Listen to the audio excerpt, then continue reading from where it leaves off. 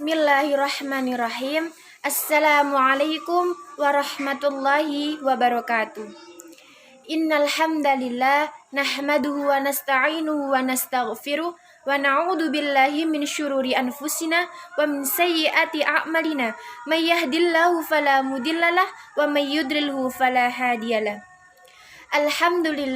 Alhamdulillahilladzi arsala rasulahu bil huda wa dinil haq liyudhhirahu 'alad dini kulli wa kafa billahi syahida. Asyhadu an la ilaha illallah wa asyhadu anna Muhammadan abduhu wa rasuluh. Amma ba'du. Yang saya hormati Ustadz Ahmad Nur Rahim LC MPDI, yang saya cintai, teman-temanku yang insya Allah dirahmati oleh Allah. Marilah kita panjatkan rasa puja dan puji syukur kita atas kehadirat Allah Subhanahu wa Ta'ala yang telah memberikan rahmatnya, nikmatnya, serta hidayahnya kepada kita semua, sehingga sampai saat ini kita masih bisa bernafas, kita masih bisa beraktivitas, yang insya Allah di setiap langkah kita nanti masih ternilai manfaat. Di situasi pandemi seperti ini, teman-temanku, marilah kita senantiasa menjaga kebersihan diri kita, menjaga kebersihan lingkungan kita, dan selalu menjaga kebersihan hati kita sendiri. Salawat dan salam mudah-mudahan tetap tercurahkan atas baginda akhirul zaman, yakni Nabiullah Muhammad Rasulullah sallallahu alaihi wasallam, yang mana beliaulah yang telah menunjukkan kita, membimbing kita dari zaman yang berliku-liku menuju zaman yang lurus, dari zaman jahiliyah menuju zaman Islamiyah, yakni adinul Islam asyiratal mustaqim.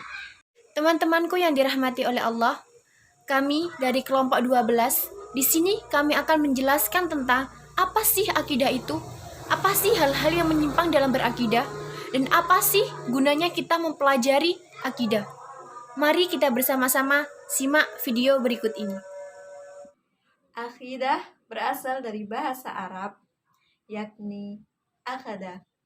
Akar katanya adalah akhada, ya'khidu, akhdan, wa akhidah, yang mengandung arti mengikat, berjanji, membenarkan, kemestian, dan kepastian. Sehingga dalam Islam, akidah dimaknai sebagai keimanan atau keyakinan yang pasti. Tidak ada keraguan sedikit pun kepada masalah-masalah gaib dan dasar-dasar ajaran Islam yang diberikan oleh ayat-ayat Al-Quran dan hadis. Akidah Islam tercermin dalam rukun iman. Seperti yang kita ketahui, rukun iman ada 6, yakni iman kepada Allah, malaikat, rasul, kitab, hari akhir, dan qada dan qadar. Ya, benar sekali. Esensi dalam berakidah adalah tauhid, sebagaimana yang sudah diformulasikan dalam 2 kalimat syahadat, asyhadu alla ilaha illallah wa asyhadu anna Muhammadan abduhu wa rasuluh. Karena itu, ajaran pertama Nabi Muhammad SAW yang pertama ialah tentang berakidah, meluruskan ajaran yang terdahulu yang sangat menyimpang, seperti keyakinan bahwa Nabi Isa adalah anak Allah, padahal Nabi Isa adalah putra Maryam, juga keyakinan kaum Yahudi dan Nasrani. Akidah tauhid harus dimaknai secara komprehensif dan juga dijadikan komitmen umat Islam, sebagaimana dalam ayat Iyyaka na'budu wa iyyaka nasta'in, yang artinya hanya kepada Allah lah kami menyembah dan hanya kepada Allah lah kami memohon ampun. Benar sekali, komitmen berimplikasi mendasar bahwa muslim tidak boleh melakukan perselingkuhan atau syirik. Apa sih syirik itu? Menurut Ibnu Mansur, syirik adalah menyekutukan Allah dalam hal ketuhanan, yakni menuhankan zat lain selain Allah Subhanahu wa Ta'ala, padahal tidak ada yang mampu menyamai Allah. Sedangkan menurut Ibnu Asyur, syirik adalah menyekutukan Allah dengan hal lain dalam perkara ketuhanan dan ibadah. Ibnu Mansur menambahkan dengan mengutip kaul Abu Al-Abbas bahwa syirik bukan berarti hanya menyembah Allah dan meninggalkan Allah. Yang dimaksud syirik adalah menyembah Allah dan sesembahan lain selain Allah, atau dalam bahasa lain menduakan Allah. Hal ini bisa dilihat dari firman Allah SWT dalam Al-Quran surat Al-An'am ayat 82 yang artinya orang-orang beriman dan tidak mencampur adukan iman mereka ke dalam kezaliman. Contoh perbuatan syirik yaitu 1. Mempercayai dukun. 2. Mempercayai barang tertentu yang memiliki kekuatan. 3. Mengkultuskan dan mengagungkan orang-orang soleh, dan masih banyak lagi. Dari contoh tersebut, kita bisa ambil satu contoh yang sering dilakukan masyarakat Indonesia, namun mereka tidak menyadari bahwa itu adalah suatu kesalahan fatal, yaitu mengkultuskan dan mengagungkan orang-orang soleh. Mengapa seperti itu? Mengkultuskan atau mengagungkan berarti memuja secara berlebihan. Hal ini terutama pada mereka yang sudah meninggal dunia. Misalnya, para penganut Syiah, khususnya Rifadhah, yang mengkultuskan Ali bin Abu Thalib serta putranya Husain bin Ali radhiyallahu anhu pada setiap ritual tertentu dengan melukai anggota badan hingga berdarah-darah dan memanggil-manggil ya Ali dan ya Husain secara berulang, sambil meratapi terbunuhnya mereka serta mengutuk orang-orang soleh lainnya yang dianggap menjadi lawan mereka pada masa itu. Demikian pula ketika sedang berhaji, para Rafidhah selalu memuja Husain dengan berseru labbaika ya Husain. Ya, betul sekali. Dan selain itu, sebagian orang mengkultuskan dan memuja-muja pemakaman para wali. Dari pengkultusan inilah sebagian kaum muslimin datang ke pemakaman para wali.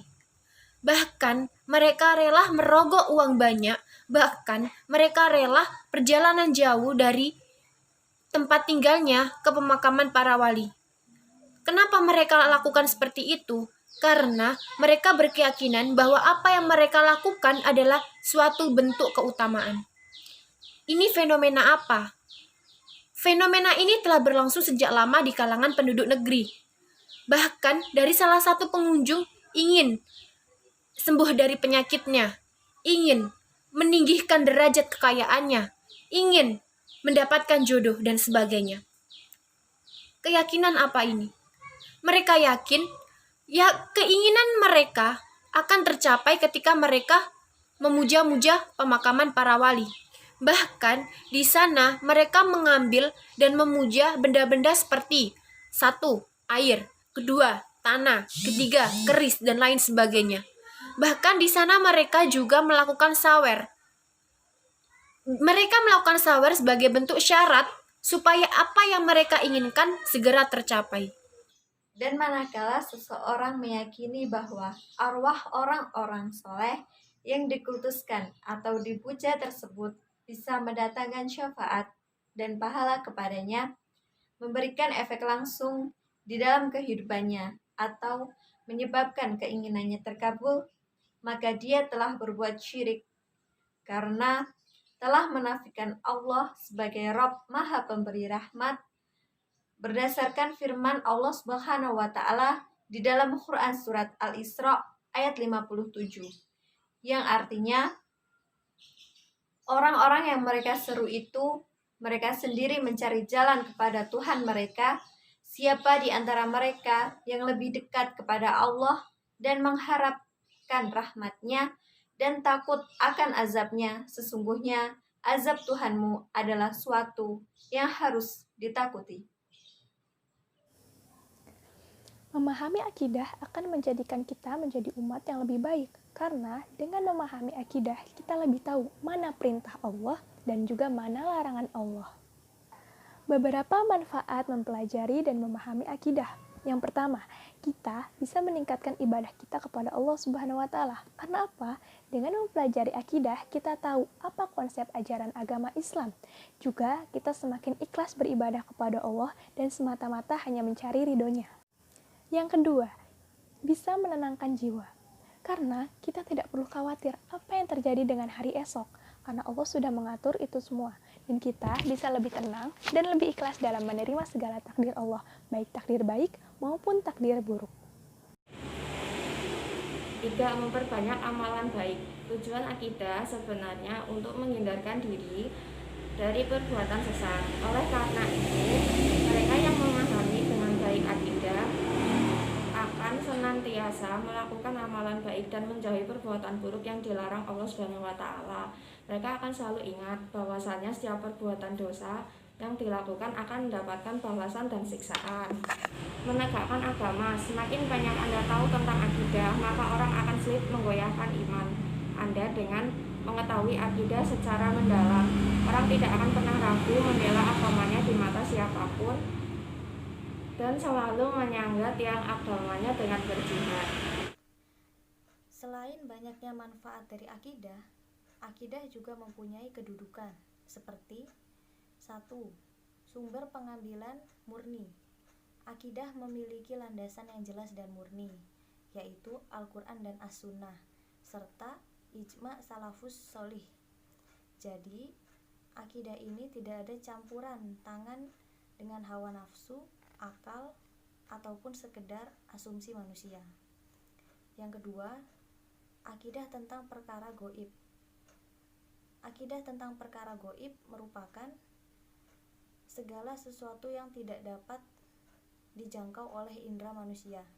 Akidah sendiri bertumpu pada penyerahan diri dan kepasrahan terhadap segala hal yang tidak dapat dilogika. Ya, selain itu, akidah juga jelas, terang, dan mudah. Akidah Islam memuat segala bentuk hal dengan jelas tanpa ada penyimpangan di dalamnya. Dalil serta maknanya juga mudah sekali difahami oleh banyak orang. Selain itu, akidah juga bebas dari paradoks dan kekaburan. Seperti yang saya jelaskan tadi, bahwasanya akidah itu jauh dari penyimpangan. Bahkan, akidah itu susah untuk dimasuki kekacauan atau paradoks lainnya. Selain itu, akidah juga memiliki ruang lingkup dalam pembahasannya. Menurut ulama, ada 4 ruang lingkup akidah. Yang pertama, ilahiyat, yaitu pembahasan hal yang berkenaan dengan masalah ketuhanan. Yang kedua, yaitu nubuat, yakni pembahasan hal yang berkenaan dengan para utusan Allah, seperti Nabi dan Rasul. Yang ketiga, ruhaniyat, yaitu pembahasan hal yang berkenaan dengan makhluk gaib, seperti malaikat, jin, dan iblis.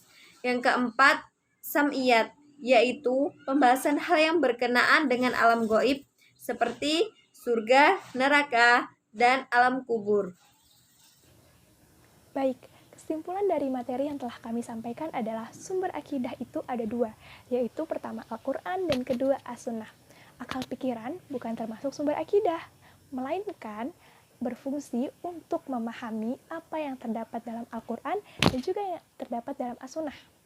Dan karena akal pikiran sangat terbatas, jadi sesuatu yang terbatas itu tidak bisa menggapai apa yang tidak terbatas. Jadi, akidah sendiri berfungsi sebagai ruh dalam agama.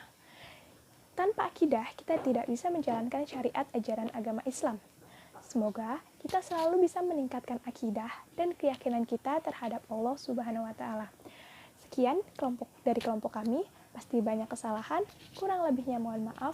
Wassalamualaikum warahmatullahi wabarakatuh.